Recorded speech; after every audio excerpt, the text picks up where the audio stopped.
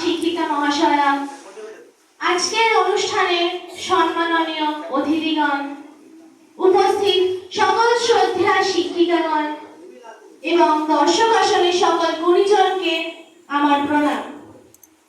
বিদ্যালয় দিদিরা, আমার সহপাঠী, ছোটদের যথাযোগ্য স্থানে যথাযোগ্য সম্ভাষণ।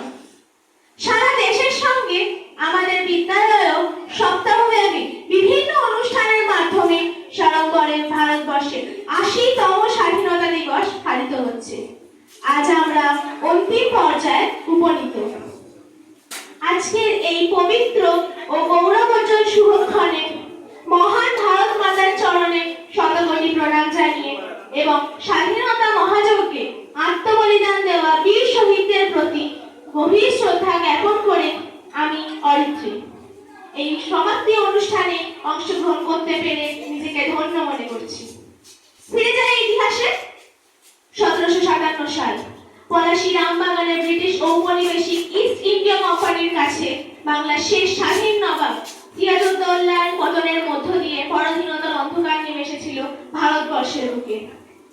১৮৫৭ সাল প্রায় শতাব্দী ব্যাপী অবর্ণনীয় শোষণ, অত্যাচার, পরাধীনতার গ্লানি, ব্রিটিশ শাসন শৃঙ্খল থেকে মুক্তির অভিপ্রায় ভারতবর্ষের দিকে দিকে জ্বলে উঠেছিল প্রতিরোধের আগুন।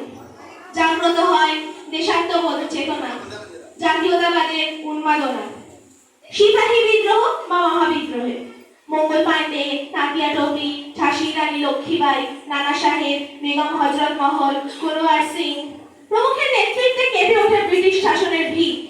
অতঃপর অখণ্ড ভারতবর্ষব্যাপী ব্রিটিশ শাসনের চোখে চোখ রেখে দিকে দিকে সংঘটিত হতে থাকে বিভিন্ন আন্দোলন। বঙ্গভঙ্গ আন্দোলন, অহিংস সহযোগ আন্দোলন, আইন অমান্য আন্দোলন, ভারত ছাড়ো আন্দোলন। এই সংক্ষিপ্ত পরিসরে শ্রদ্ধার্ঘ চিত্তে স্মরণ করি নেতাজি সুভাষচন্দ্র বসু, মহাত্মা গান্ধী, মাস্টারদা সূর্য সেন, প্রফুল্ল চাকি, বিনয় বসু, বাদল বসু, দীনেশ গুপ্ত, ক্ষুদিরাম বসু, যতীন্দ্রনাথ মুখোপাধ্যায়, আশুতোষ মুখোপাধ্যায়, প্রীতিলতা ওয়াদ্দেদার, মাতঙ্গিনী হাজরা, কনকলতা বড়ুয়া, ভগৎ সিং, সর্দার বল্লভভাই প্যাটেল, লালা লাজপত রায়, বাল গঙ্গাধর তিলক, বিপিন চন্দ্র পাল প্রমুখ। অনেক স্বাধীনতা সংগ্রামীর নাম অনুচ্চারিত রয়ে গেল, তাদেরও শ্রদ্ধার্ঘ।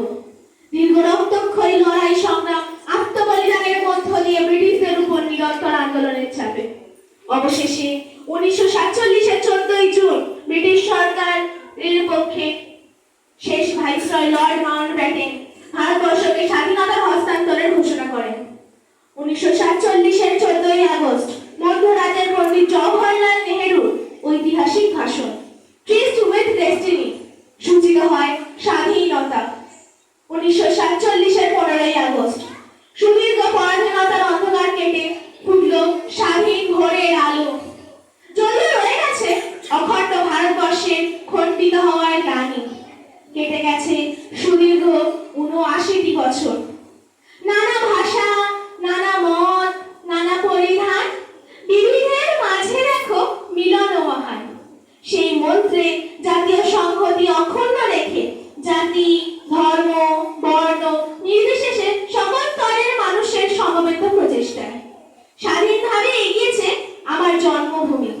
দেশমাতৃকার অখণ্ডতা রক্ষায় জল, স্থল, আকাশ আমাদের গর্বের ৩ সেনাবাহিনী। দেশের সীমান্তে ও অভ্যন্তরের নিরাপত্তায় দিবারাত্র সদা জাগ্রত। স্যালুট তাদের জন্য। লক্ষ্য হলো বিশ্বব্যাপী শীর্ষে পৌঁছানো।